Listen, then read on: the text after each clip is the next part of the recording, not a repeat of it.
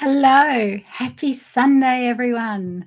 I hope you've had an amazing weekend wherever you are in the world, and that the weather has been kind to you and your pain has been kind to you, is what I wish for you. So, if you're tuning in, tell me where you're tuning in from and how was your weekend, because I really hope it was an amazing one. All right, I have got slides. I've spent the afternoon doing slides, so let me go to the slide window. Now, the reason we are talking about fructose is because I went down a bit of a rabbit hole. I was researching other videos that I'm filming at the moment, and I sort of came across the fructose thing, and what shocked me was something that I had bought for my fridge that I thought was a really good vegetable if I'm going to have some veggies here and there. And it turns out it wasn't. So, damn. So, let us move into the next one. Okay, in case you're new around here, I'm Kylie.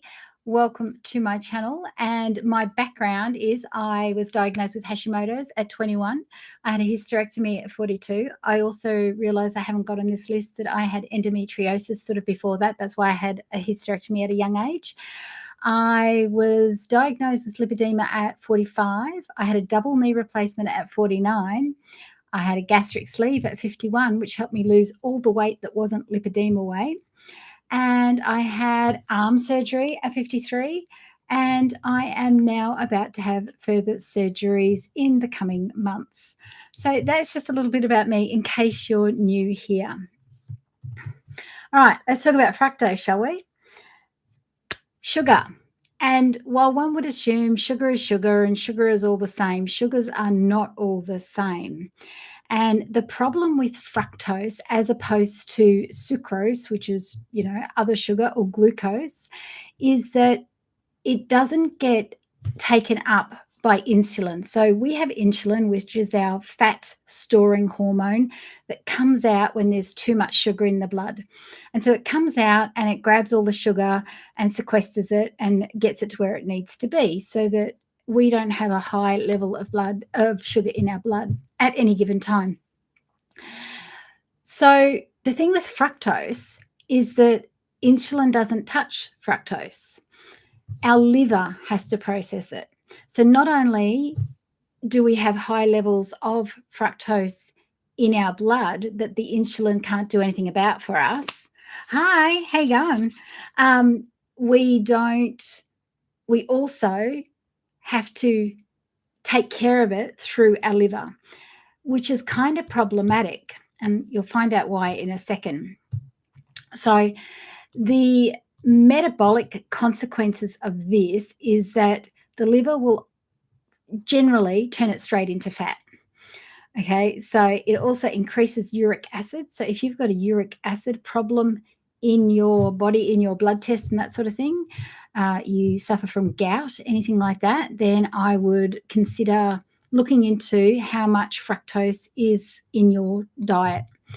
And it drives insulin resistance because the insulin can't do anything about this. So it's really, really problematic in our body. Now, what makes it worse? Why does fructose make lipedema worse? And that's because it damages the gut lining. Okay, so that allows toxins to leach into the blood, which heightens inflammation. And our inflammation is one of the two key things that we have to deal with lipedema. And sing it with me. It's inflammation and it's hormones, right? Keep the inflammation low and keep the hormones stable. And do the inner work if you want to throw in that lucky third one that I always talk about. So fructose also stresses out the lymphatics.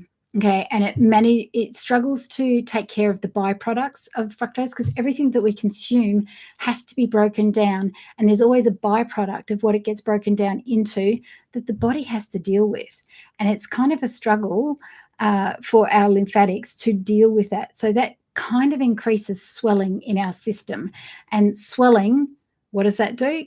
The swelling is from the fluid being retained and adds pressure, brings in more inflammation. Where there's swelling, there is inflammation.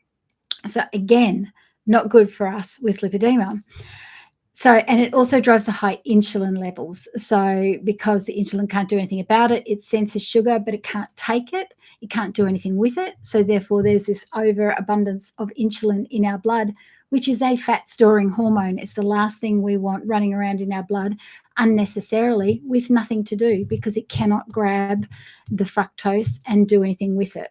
So, it will just turn it into fat, which we don't want that either, right? So let's look at high fructose foods.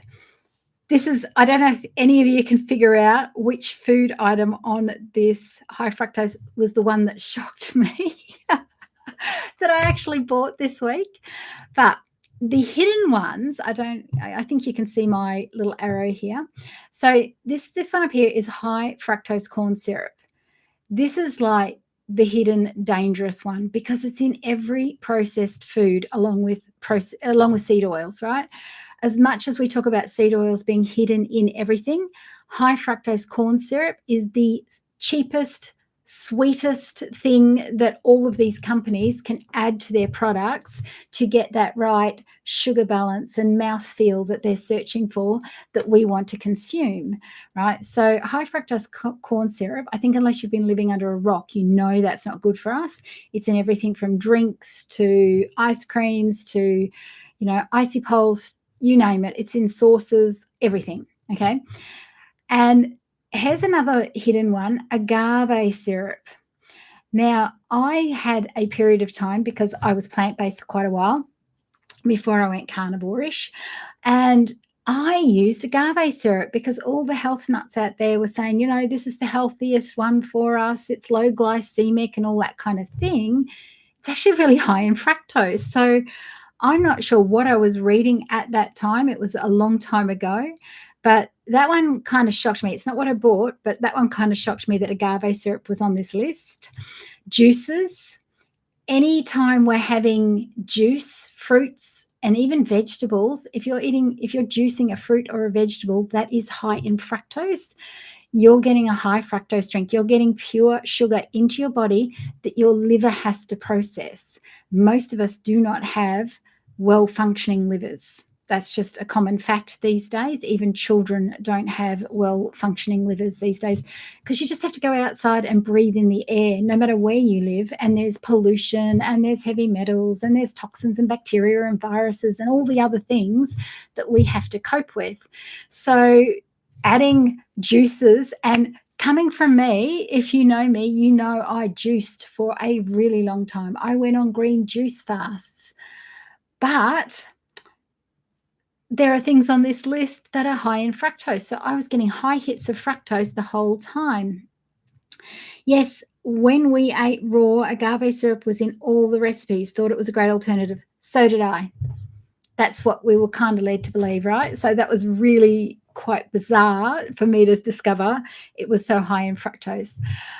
Okay, so another hidden one is the dried fruits, the raisins, the dried apricots, and even the sun-dried tomatoes. While tomatoes themselves, depending if they're fresh, there's kind of medium level of fructose, so not high but not low either. But once you dry them and can concentrate them, if you get tomatoes in a can, they are getting up there then with fructose. So dried fruits, not a good idea if you're trying to avoid fructose.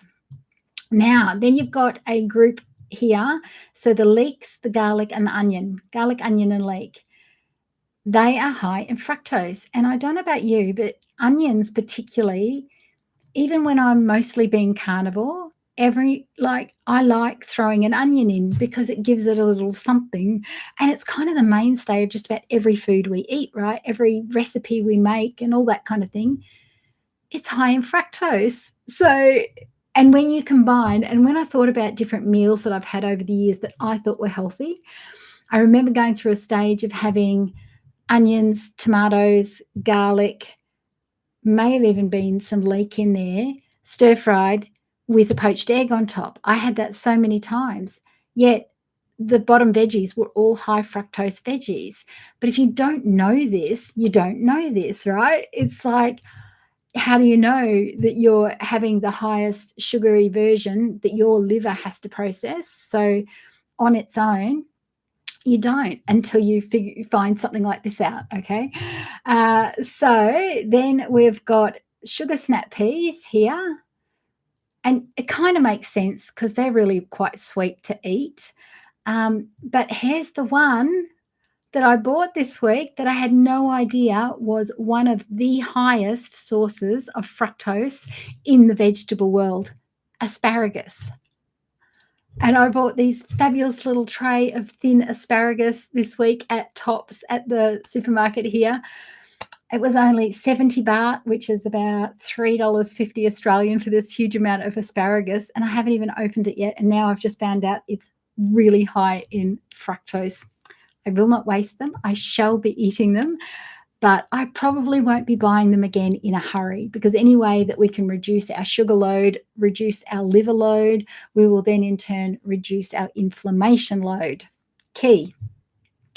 All right, so then we've got the veggies. We have got the bananas. Now, bananas are a bit of an anomaly.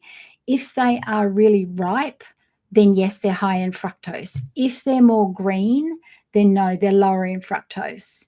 So here in Bangkok, what I find really interesting is the bananas they use in their deep fried bananas. Yes, I've had them, and yes, they're amazing, and no, they're no good for me. But they're actually quite green. They're green because they don't go squishy or mushy or anything like that. So I find that really interesting that a lot of the bananas they use in their desserts and things here are on the unripe side, which means they're lower in fructose. Mangoes. I don't know what I'm going to do about mangoes. That's a bit hard to expect not to eat mangoes in Bangkok, but that's okay. Knowing that they're high in fructose, you avoid everything else, and every now and again you can have the thing, because it's not the thing you have every now and again, it's the thing you eat every day that makes the difference.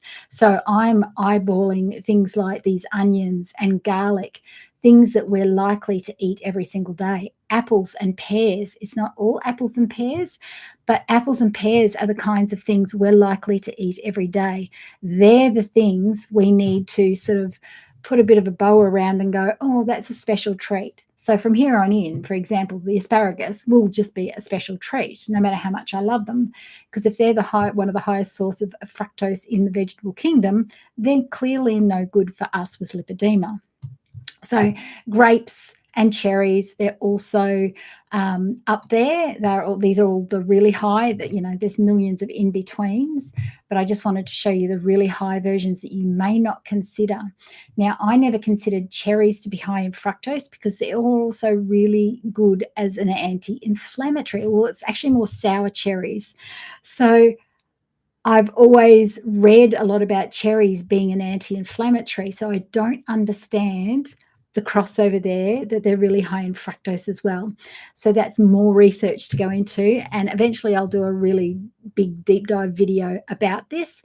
But this is what I've been researching the last couple of days, so I just really wanted to share it with you because it's something that you can action today, tomorrow, whatever time of day it is for you, straight away, just by going, oh, hang on a sec, wow, I better get rid of that agave syrup that I thought was healthy and choose a different option.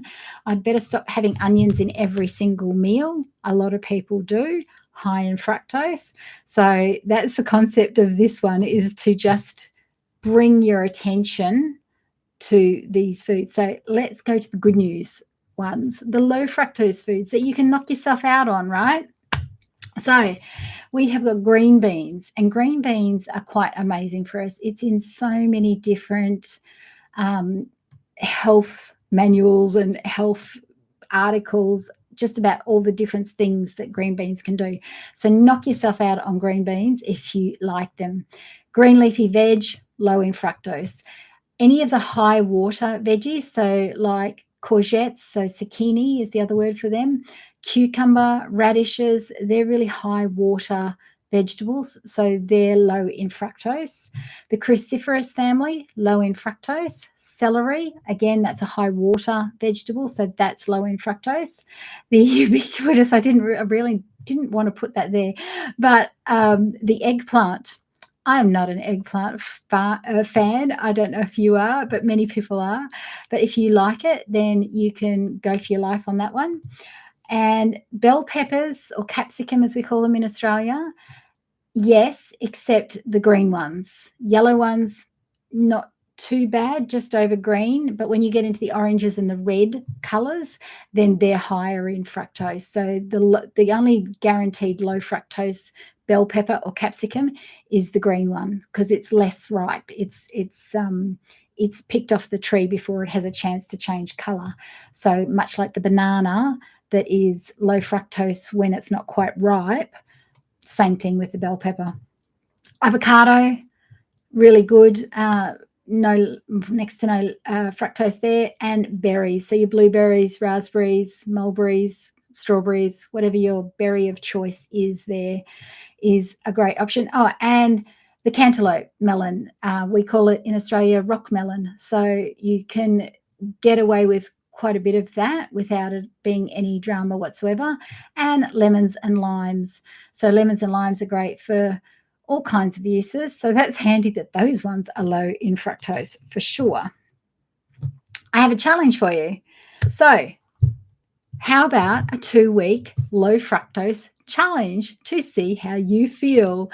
I'm going to go back so that you can look at the high fructose foods that you should be avoiding. So to test anything is quite difficult, because the minute you remove things from your diet that's potentially causing you harm, then you're going to have side effects. You're going to have detox effects in some way, shape, or form. So 2 weeks, yep, that's great to say, all right, I'm going to get rid of all the high fructose foods in my diet for 2 weeks, but kind of 2 weeks isn't enough. Trouble is, you say to people 6 and 8 weeks is more ideal, and everyone balks at that, which I understand, totally fine. We're all human. Nobody wants to stick to a perfect diet for 8 weeks in anybody's world.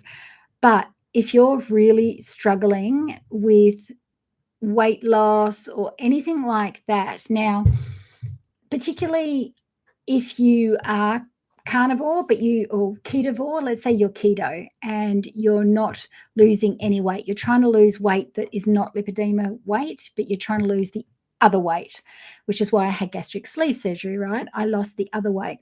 So say you're doing something like that, or you're on a GLP-1, something like that, but you're not losing weight, you're not struggling, yet you're being really quite good with following a low carb diet, a keto type diet, and you're just having animal foods and fruits and vegetables. Have a close look at the fruits and vegetables that you're eating, because it could be for you that you're eating high fructose fruits and vegetables across the board instead of low fructose. And with an already struggling liver, anybody with chronic disease, and lipedema is a chronic disease, then you're going to struggle with inflammation as it is, and it's going to be that much harder to do the things that you want to do to make your body healthy. So anything that you can do, and anything that you look at here in this page that you know is a daily thing for you, that's the thing to target. That's the thing to take away and go, what can I swap that out with? How can I have something different every second day? Can I, give it up for a week? Can I go without onions and garlic for a week and see how I go? And it's really hard on us emotionally, this sort of thing, because there's how many studies out there to say how amazing garlic is for us. It is anti-cancer, it's anti-tumor, it's antibacterial, it's antiviral, it's antifungal, it's all these anti things. Yet it's high in fructose. And if you've got a problem with fructose, then it negates all those other things, all those other benefits, because it's just going to keep insulin pumping into your body with nowhere to go. And if insulin is in your system and it's got nothing to do because it can't do anything with that fructose, then it's going to just run around and store fat, because that's what it's there for. And you're going to become even more insulin resistant because it gets tired. And it's kind of like the boy who called wolf. There's the sugar in the system, the insulin comes out. Oh, it's not the sugar for me. Oh, what are we doing? And every time that happens, the insulin gets less and less interested in coming out and dealing with what is actually sugar. So it's a tricky thing to get your head around, I know, and it sucks. Let's face it. Everything to do with having to do all of this for our health and well-being, it sucks. We just want to eat normally. We just want to enjoy our life. But the problem is, most of us are living in pain. Most of us have high levels of inflammation, and we're not very happy. So we have to look at these sorts of things, and we have to put our body and our happiness levels first and start dealing with some of this, because nobody is coming to save you. Get up. It's up to you. Literally, nobody is going to take something out of your mouth. Nobody is going to put something into your mouth. It is completely up to you. And the food we have complete control over, right? You don't have to go crazy. As I said, I'm not going to throw away my beautiful tray of asparagus. It is what it is, but I know better now, so I'm going to do better in the future, and that won't be something I purchase going forward. I won't be purchasing onions as that thing to have in the fridge in case I want a little something, I'll get cabbage, or I will get broccoli or something like that instead. Let's go to our other, hang on. There we go, our good page. Green beans. I haven't seen any green beans here. It's really weird in the supermarket trying to figure out the veg here. There's a one that kind of looks like leafy greens, but it's called stinkweed. So I'm kind of not in a rush to try that. So I don't know. But zucchini, courgettes, I love them. Radishes, I didn't mention them earlier, so high water foods. So those sorts of things, I'll keep them in the fridge in future instead of onions and instead of asparagus and instead of garlic and that kind of thing. And I'll save those things for a treat if I'm eating out. If we go out to a restaurant one night, I will go all out. I won't just have the garlic. I will have the garlic in the butter on the bread beside the Western meal. You can bet your bottom dollar, but we don't go out that often, so that will be fine. It's the once in a while is okay. So that is it from me. I hope you found this helpful and enlightening, because I was a little bit blown away, which is clearly why I chose this topic tonight. And as for next week, I am not really sure if I'm going live next week or not, because it's the eve of my surgery. I don't know whether I'll already be in hospital or not. So either way, for the next 4 weeks, there is videos dropping on Sunday night. This is my Sunday night. So I have pre-done videos that will take the place anyway. So they will still be there while I'm in recovery. And if you have been interested in looking in my deep dive, working with me for 30 days one-on-one in January, this is your last week to have a clarity call, a free call with me to discuss what it's about and whether or not it's right for you with whatever stage of healing you're at. So there's a link in the description if you want to do that. And apart from that, like and subscribe and come along for the journey, and let's all have a better lipedema life together. See you later.